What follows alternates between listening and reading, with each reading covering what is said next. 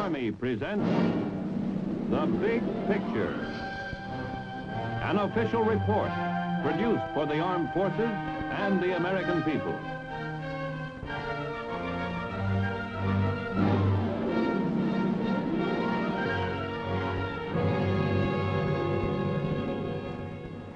These are, perhaps, tomorrow's Army battlefield commanders, faced with tactical decisions, using weapons now operational or in development.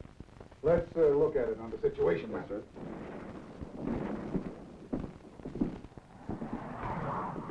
General, we have confirmation of a target. Here. Elements of an armored division. I recommend we use a big one. Fine. What do you think from an operations viewpoint? Well, I concur with the recommendation. It won't interfere with our plan of operation at all. Then it's agreed? All right. Let's give them a solid punch.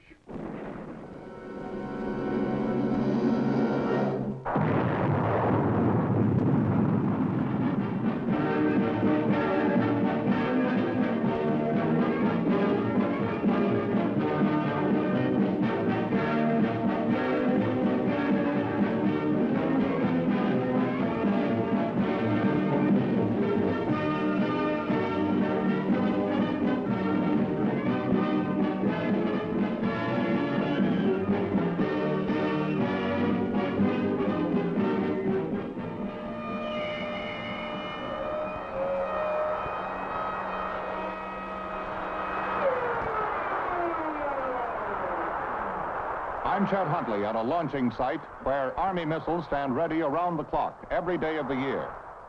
The solid punch aptly describes the Army's new generation of rockets and missiles, for they all pack a powerful punch, such as these you see here. I should like to report to you on the Army's great progress in the field of rockets and missiles, and show you the results of the teamwork effected between the Army and great names in industry in producing these modern weapons of warfare.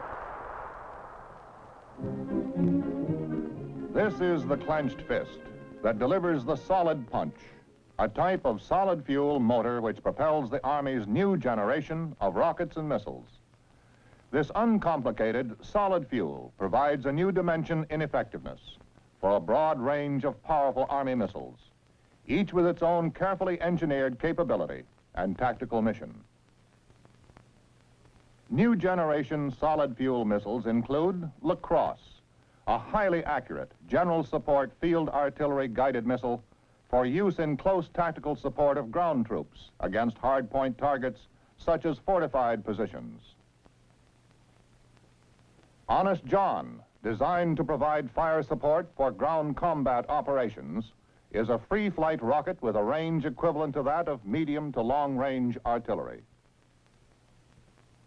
Sergeant, a surface-to-surface guided missile, which extends the range of artillery, making available to the field commander greater firepower to reach deeper into the enemy rear areas. Pershing, a large inertially guided ballistic missile with the mobility of smaller missiles, but which packs a powerful punch over distances far in excess of the longest range of our artillery capability. Hawk is an anti-aircraft weapon system designed to defend troops in the field against enemy attacking aircraft flying at low altitudes. Nike Hercules soars to altitudes in excess of 100,000 feet over a range of 75 miles and is a high-level anti-aircraft missile. Nike Zeus, now in an advanced stage of research and development, is designed to leap up to extreme altitudes almost instantaneously to defend against enemy long-range ballistic missiles coming toward a target from any direction at speeds in excess of 15,000 miles an hour. The new generation solid fuel missiles augment the already in the field liquid fuel missile systems such as the surface-to-surface Corporal and Redstone. Altogether, the liquid and solid fuel missile systems are intended to provide the best backup support known for our fighting men. During its rapid strides into the missile era, the Army has never lost sight of its guiding doctrine, that in war it is the foot soldier, shown here in a combat exercise, who is the arm of ultimate decision, the arm that wins wars by capture or destruction of the enemy and his territory. In addition to the new and effective missile and rocket support, the infantryman has been and still is supported by artillery. Reliable 105mm howitzer.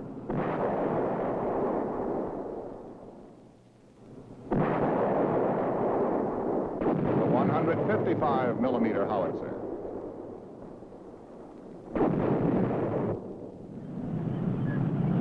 And the new 175mm self-propelled long-range gun.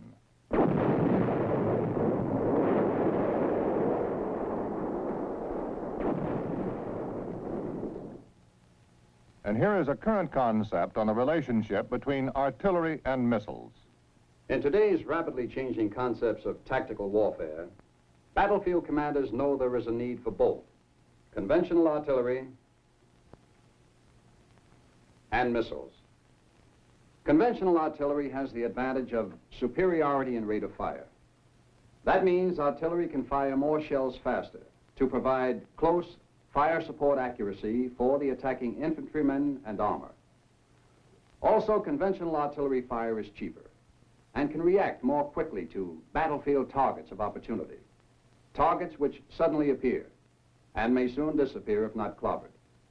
Most missiles, however, have two decisive advantages over conventional artillery weapons. They are destructive power and range. With few exceptions, missiles can deliver atomic warheads, and one missile warhead can have the demolition effect of hundreds or even thousands of conventional artillery shells. As for range, the farthest reach of conventional artillery, like this 175mm gun, is about 20 miles, whereas Army missiles, such as the Pershing, can hurl their warheads at targets hundreds of miles away. So you see, not only can they cover much wider sectors of the front, but can also go far deeper into the enemy rear to destroy troop, equipment, and supply concentrations, as well as other important tactical targets.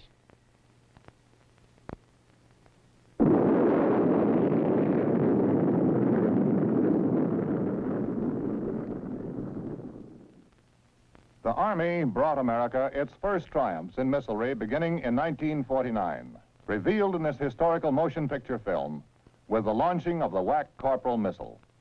This liquid fuel missile system was the first to penetrate outer space and reach an altitude of 250 miles, then a world record. As a result of this WAC Corporal success, the Army went in for quantity production of the tactical liquid fuel Corporal missile and later the Redstone missile system.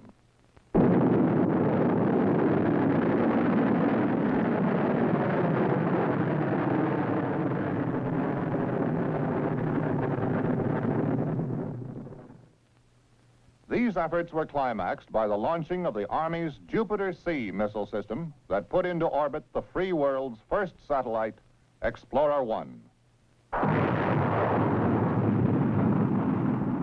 In addition to this historic space achievement, the Army has since made many subsequent missilery contributions, which have helped provide the basis for our nation's exploration of outer space.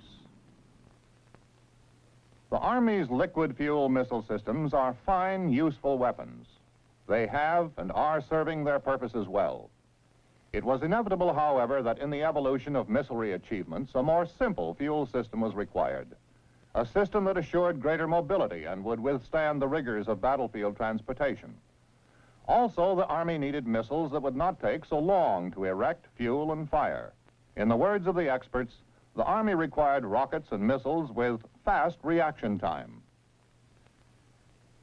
In Army laboratories, such as those at the Picatinny Arsenal, efforts had been underway to create missiles with fast reaction time through research in the technology of solid fuel propellants. At the Jet Propulsion Laboratory of the California Institute of Technology, then under Army contract, scientists made a giant stride forward in solid fuel research. They discovered that polysulfide polymer, a kind of synthetic rubber commercially produced by the Thiokol Chemical Corporation, was an excellent rocket fuel that would harden and bond itself directly to the wall of the rocket case. Thus was born a practical concept of solid fuel, shown here in a mixer. At the Army's Redstone Arsenal, close liaison with industry then provided the Army with further research and development on solid fuel technology. In 1948, an Army industrial team undertook the production of a case-bonded solid propellant rocket motor. The program was a success, making possible a new generation of solid fuel missiles. The first solid fuel motors to be produced in quantity by the Army were small but effective and included the engine for the air-to-air missile Falcon for the Army's sister service, the Air Force.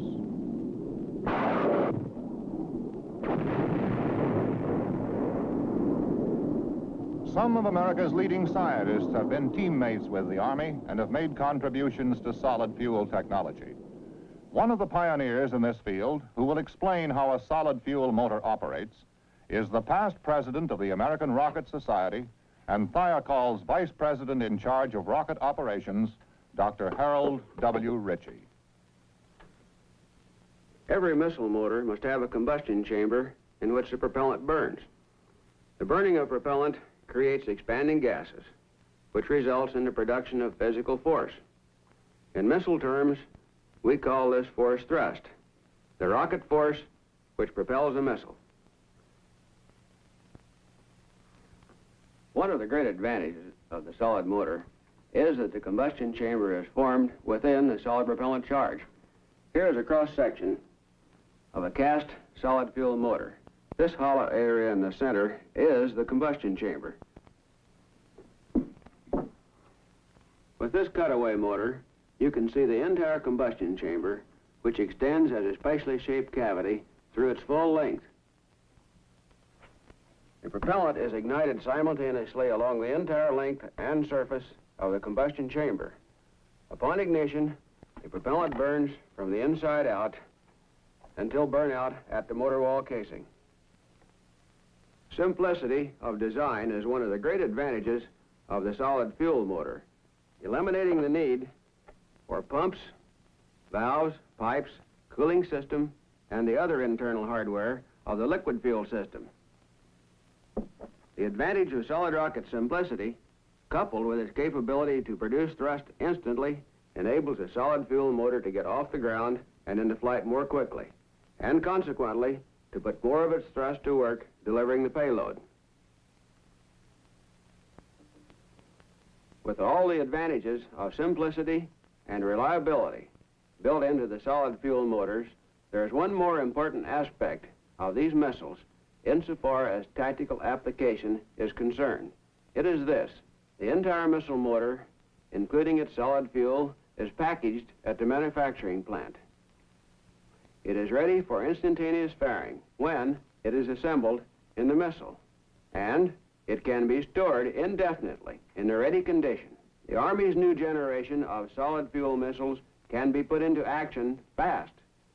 Speed is always important, many times decisive. Some of the first of the solid fuel missiles already in the field for tactical employment include the Lacrosse.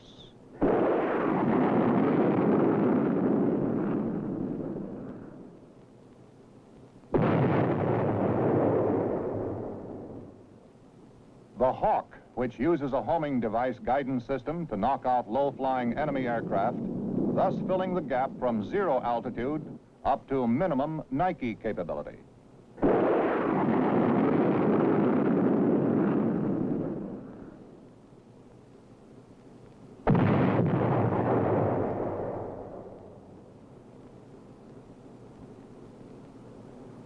And the Nike Hercules, which is lethal to enemy aircraft even in excess of 100,000 feet.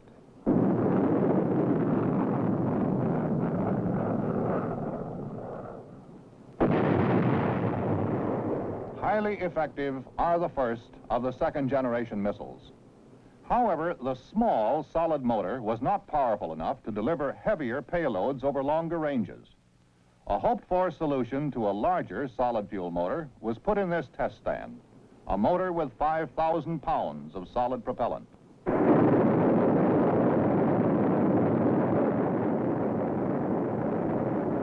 This RVA-10 experimental motor not only was successful, but proved the principle of scalability.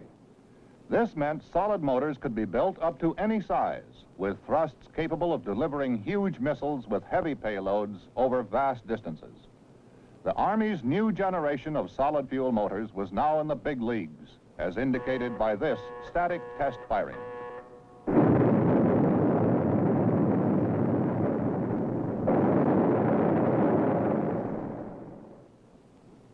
At the Army's Longhorn Ordnance Works, larger solid motors went into production in new modern facilities, specially designed for this purpose. The Sergeant was one of the first of the larger solid fuel missiles made possible by these impressive Army successes in solid propellant technology. This large motor is the first stage booster for the Sergeant system. Now in research and development stages, the Sergeant is lighter and smaller than its liquid fuel predecessor, the Corporal, yet has greater firepower. The complete system requires fewer vehicles, and it is adaptable to all kinds of weather and terrain. The missile requires less time to be put into action, since all of its components may be assembled in the field in a matter of minutes. This is because the solid fuel propulsion system is completely loaded at the manufacturing plant, and therefore no time is lost at the launch site on fueling activities. The Sergeant system has a specially adapted erector launcher, which may be emplaced anywhere without special preparation, as demonstrated here in a field emplacement exercise. Solid fuel missiles can be stored in the ready condition indefinitely, a definite tactical advantage, since the time required to get the missile in flight is reduced to a minimum. Solid fuel missiles have economic advantages too: lower manufacturing costs, less ground support equipment required, and less training time for the crew, which is smaller, resulting largely from its simpler fuel system design and other missilery advances. Even with these advantages, the Sergeant meets the highest standards of reliability in the field. The Sergeant, shown here in another test, follows a ballistic trajectory in flight to its target, carrying either a nuclear or conventional warhead. This firing utilizes a conventional warhead.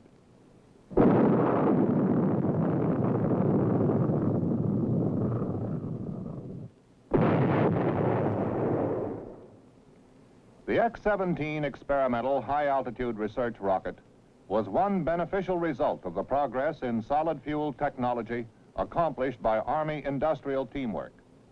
These Army accomplishments were to be a major influence in the development of solid fuel missile systems within the other services. The Air Force called on one of the Army's industrial partners to develop the 3 solid fuel propulsion stages for the X-17, which was launched after only 6 static tests of its first stage solid propellant booster.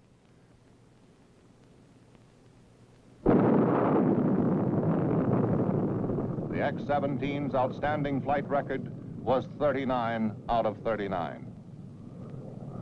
The X-17 paced the swift march of missile history that led to the development of the Air Force Minuteman, the free world's first solid fuel intercontinental ballistic missile system.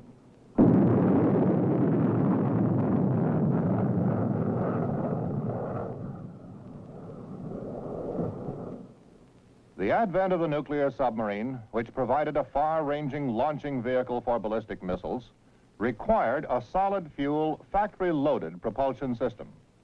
And so it was that the Navy, too, benefited from the accomplishments of the Army industrial team in solid propellant technology.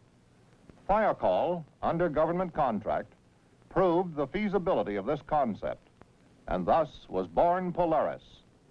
The Aerojet General Corporation developed and is producing the solid fuel motors for Polaris, shown here now being fired from the submerged submarine.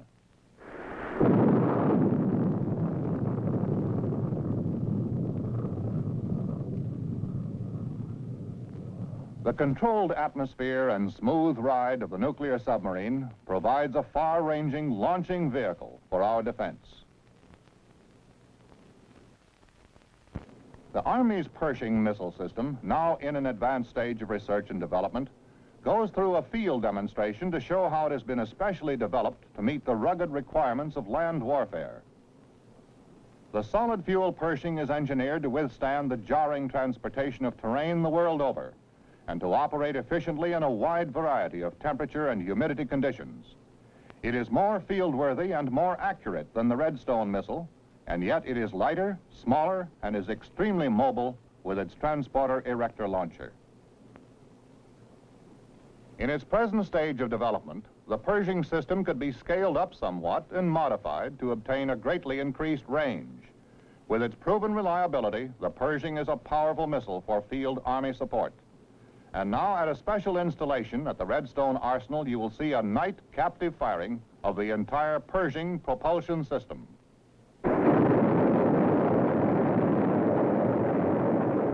All motors of the Pershing propulsion system are tested in proper sequence in this static test stand.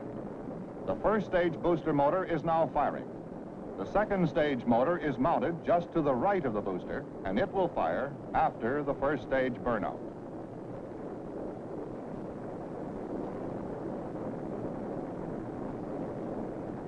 Following the completion of this first stage motor firing, there will be a delay of several seconds. This is the same time-lapse sequence that the propulsion system would experience in actual flight.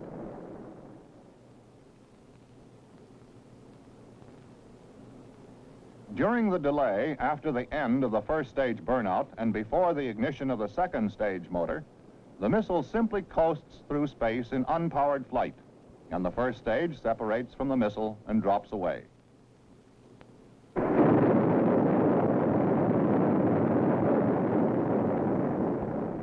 The second stage ignites and continues the powered flight of the missile. The jet flame of this motor lights up the protective barrier around the test stand. At a set time during the firing of the second stage motor, the thrust is terminated by a power device, and the warhead is separated to follow a ballistic trajectory to its pre-selected target.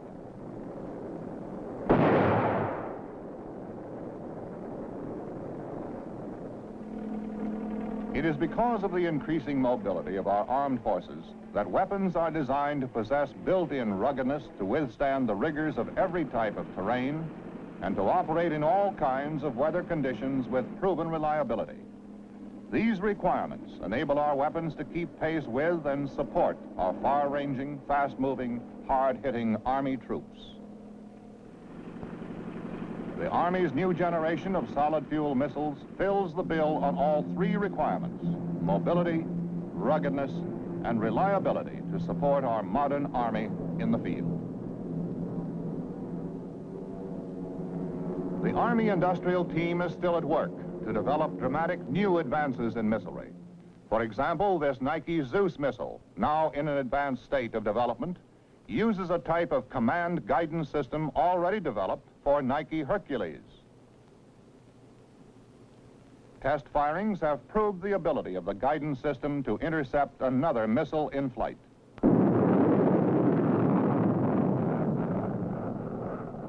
In this test, a Corporal missile is launched. Standing ready for launch and intercept is a Nike Hercules.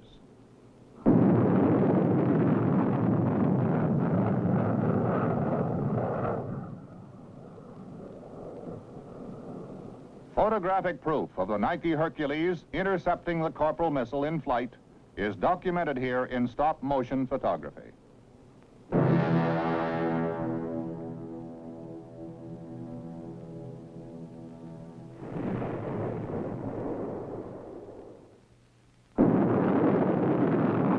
Leaping in the air like a bolt of lightning, Nike Zeus undergoes a test. In a remarkable photographic record, the 450,000-pound thrust of the booster terminates in flight. The booster separates, and the second stage ignites.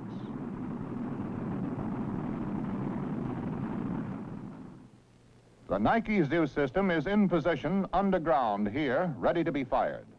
This underground launch facility, called a cell, provides better protection against enemy attack.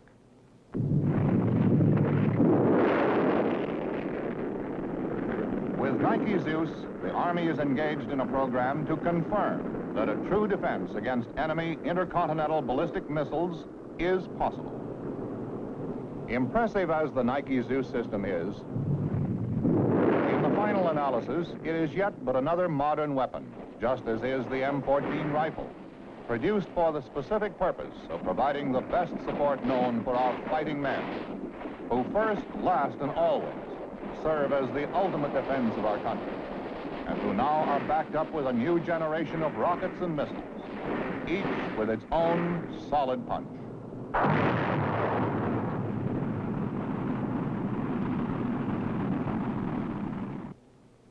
Since the days of the American Revolution, the Army has called on American industry to help meet the defensive needs of our country.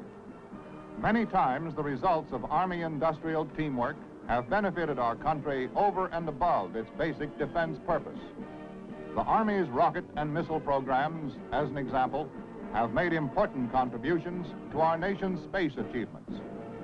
This is Chet Huntley concluding this report on rockets and missiles of the United States Army.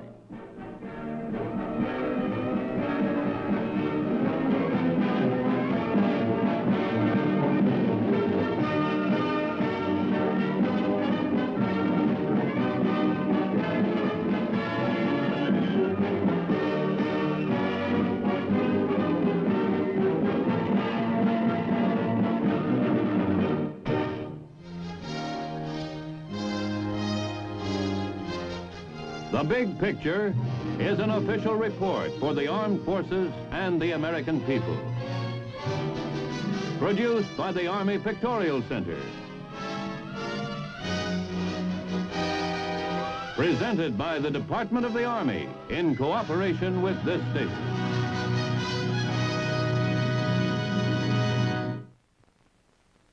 You want fast action, outdoor action, real man-sized action? Well, here's action that tops them all in the combat branches of today's Army.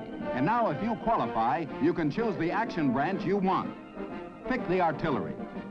Get in on the exciting missile and anti-missile field. Or pick the fast-moving armor. Work with the world's most up-to-date tanks. Or pick the mechanized infantry. The fast action branch for fast action outdoor guys. Whichever branch you pick, today's Army is the most mechanized freedom force ever assembled. So if you're for fast action, if you're an action kind of guy, take a long, strong look at today's Army. Pick one of the Army's 3 combat branches. The artillery, armor, or infantry. What's the next step?